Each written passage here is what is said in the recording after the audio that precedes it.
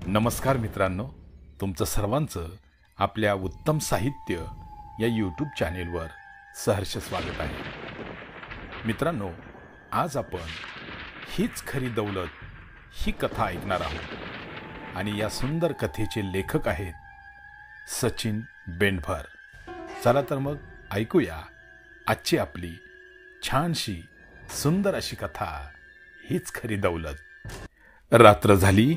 आबा खाटावर पडून नुसताच कूस बदलत होता, पण त्याला काही केल्या झोप येईना. पोटात अन्नाचा कण नसल्याने पोटात नुसता जाळ चालला होता. पण आबाला त्याची फिकीर नव्हती. जीव तुटत होता तो त्याच्या सर्जा राजासाठी. सर्जा राजा म्हणजे आबाचा जीव की प्राण. त्याला सतत त्यांची चिंता लागून राहिली होती. आणि चिंताही का नाही लागून राहणार? 3 महिने उलटले तरी पावसाचा एक थेंब पडला नव्हता. जिथं माणसांचं जगणं कठीण झालं तिथं जित्राबांचं काय. आजूबाजूला सगळं उजाड माळरान झालं होतं. हिरव्या गवताची एक काडी सुद्धा दृष्टीला पडत नव्हती. आबाचा अख्खा ऊसच्या ऊस पावसाअभावी जळून चालला होता.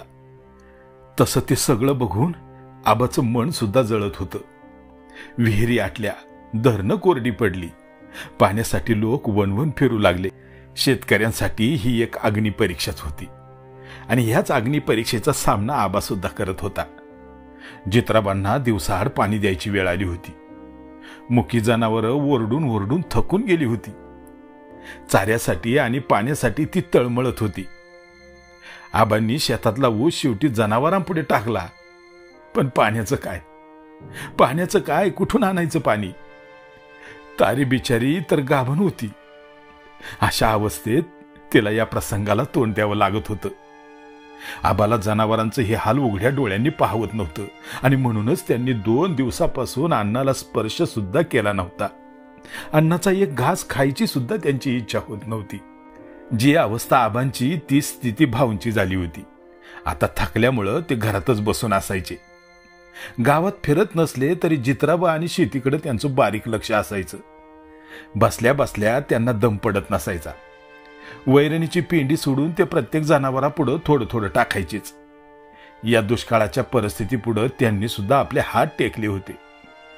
आबाला या संकटाचा सामना करण्याची शक्ती मिळू दे असं ते देवाकडे सारखं मागणं घालायचे.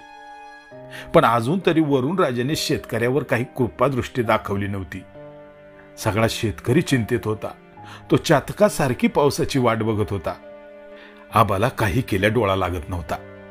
तो उघड्या डोळ्यांनी पावसाची स्वप्न बघत होता. पडल्या पडल्या आबा गालातच हसला.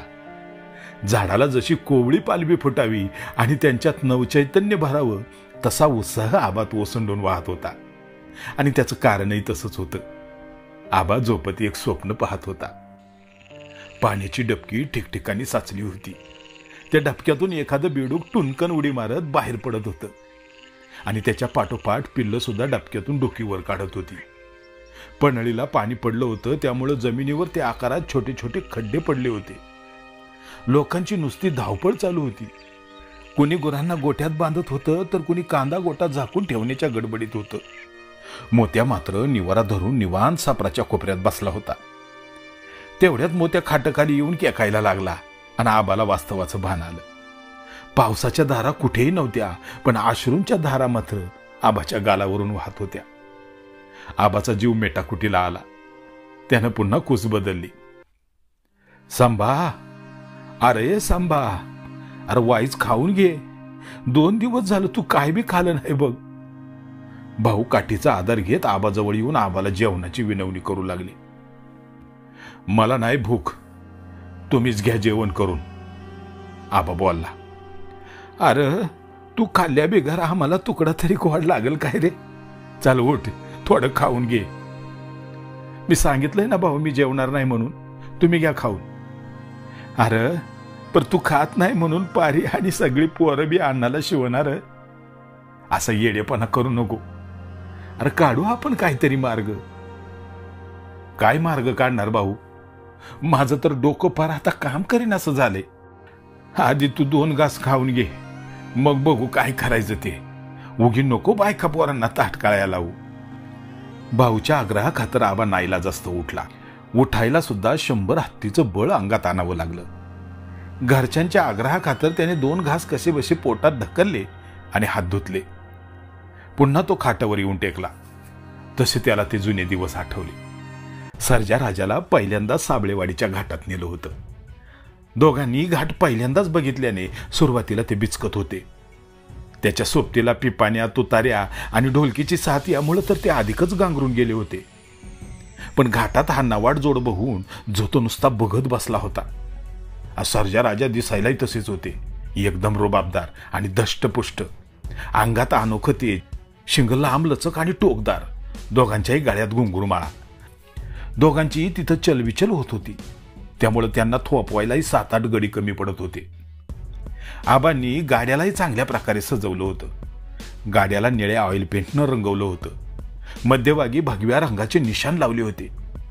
दोऱ्यावर मोर पिसांचा झोपका बसवला होता आणि समोर लिहिले होते, बघ यशवंते, माग फिरलीस तर. यशवंती म्हणजे आबांची लाडकी घोडी. गाड्यापुढे तीच पळणार होती. आबांचा टोकन जसा जवळ आला तसा आबा तयारीला लागला. हृदयाची दडदड वाढू लागली आणि अखेरीस तो क्षण आला. अनाउन्सरने माईकमधून अनाउन्स केले, आता गाडी मालक संभाजीराव रणगाडी यांची भन्नाट बारी. आबांनी सर्जा राजाला गाड्याला जुंपलं.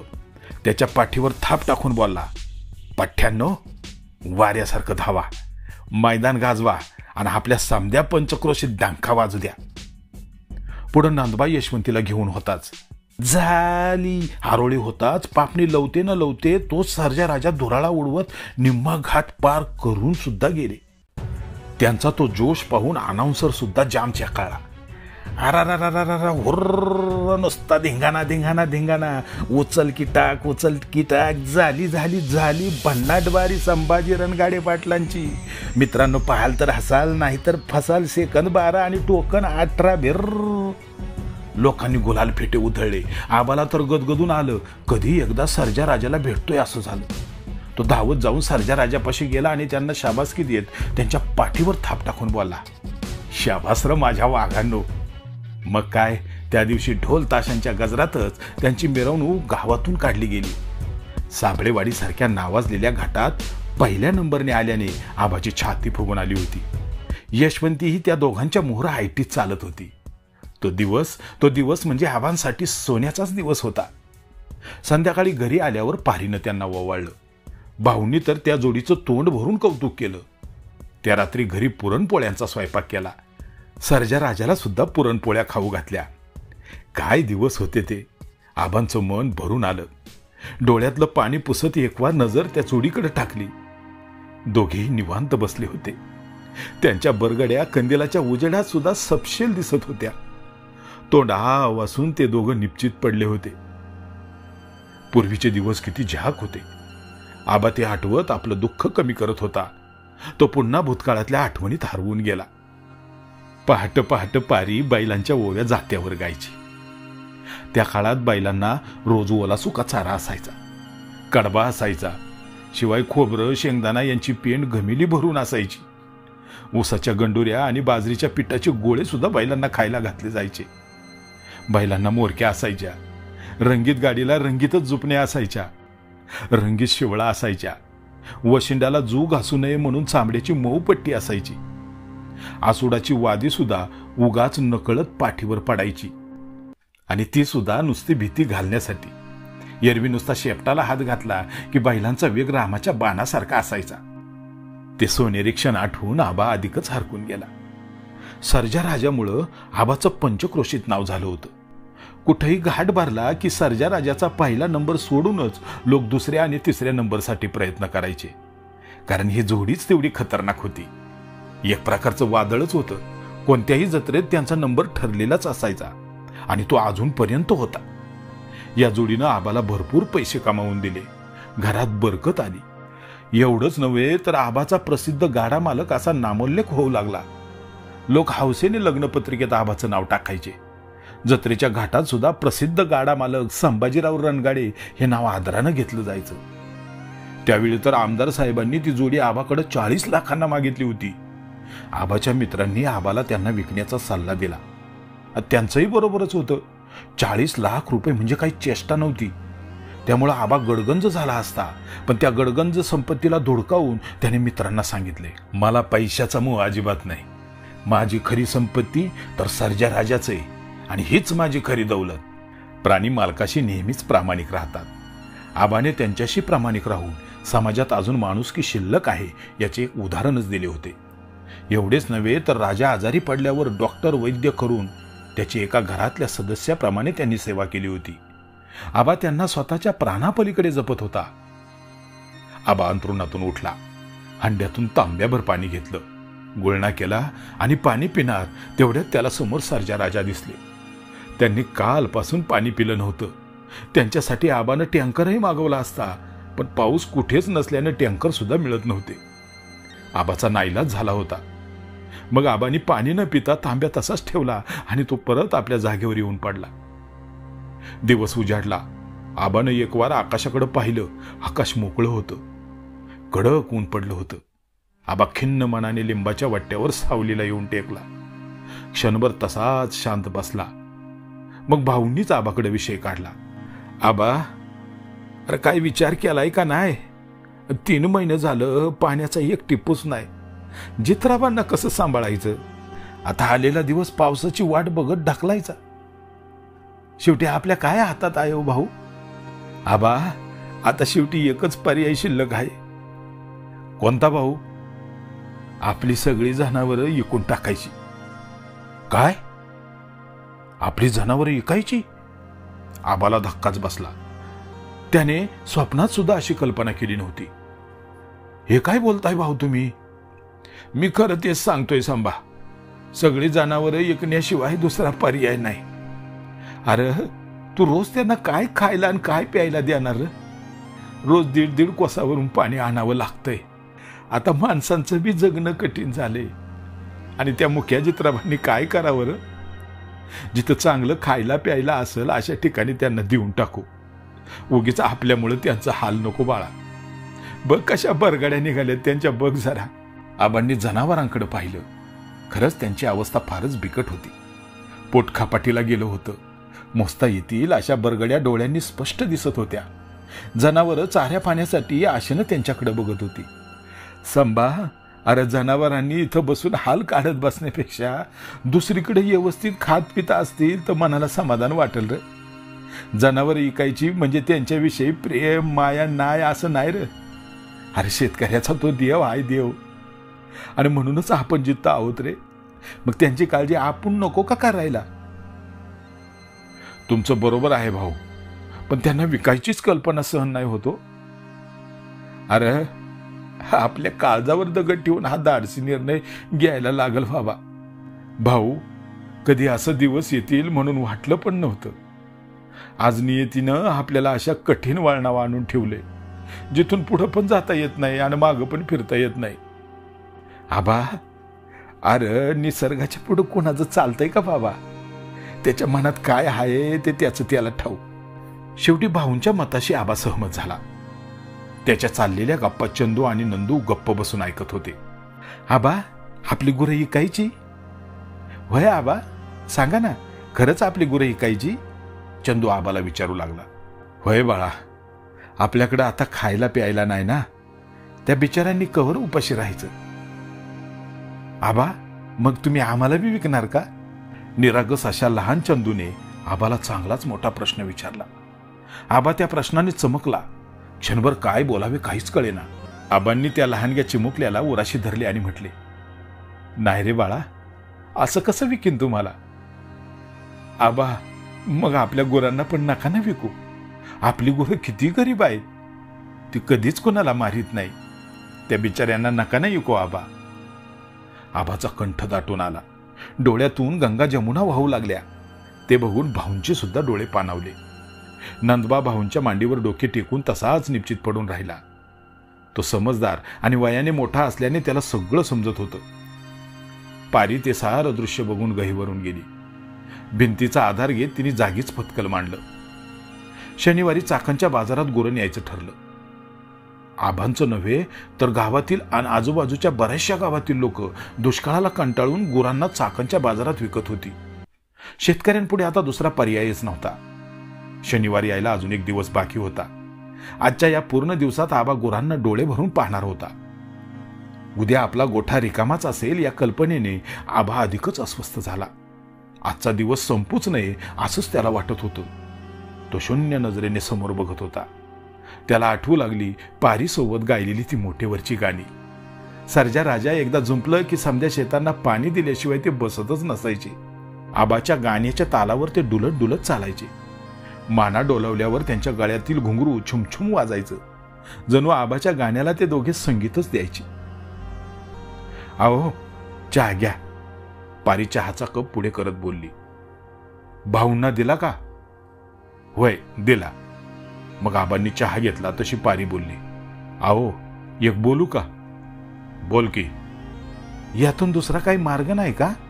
यावर एकच मार्ग आहे पारे. कोणता? पाऊस.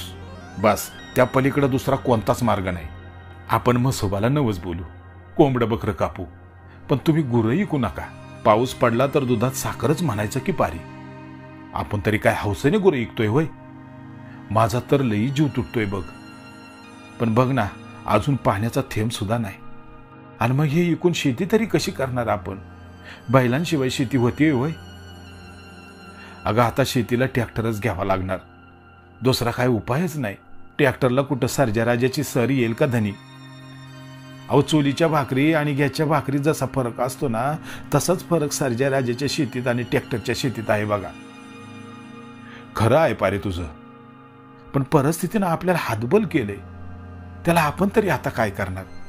आल्या परिस्थितीला तोंड देणं एवढंच आता आपल्या हातात राहिले. ते काय नाही, आपण म्हसोबाला नवस बोलू. तो करील सगळं व्यवस्थित. तुम्ही चला माझ्या संग वावरात. माझा विश्वास आहे त्याच्यावर.